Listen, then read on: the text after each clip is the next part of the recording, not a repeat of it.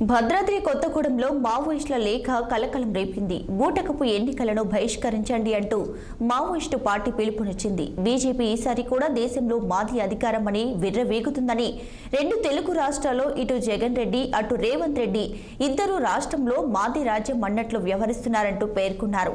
75 ఏళ్లు దాటిన స్వతంత్ర దేశంలో ఎన్నికలు పేదల బతుకులు ఏమీ మార్చాయో చెప్పాలన్నారు. ఓట్ల కోసం వచ్చే పార్టీలను ప్రజలు నిలదీయాలంటూ లేఖలో పేర్కొన్నారు. విప్లవ ప్రజా అధికార సంస్థలను నిర్మాణం చేసి కాపాడుకుందామని మావోయిస్టు పార్టీ పిలుపునిచ్చింది.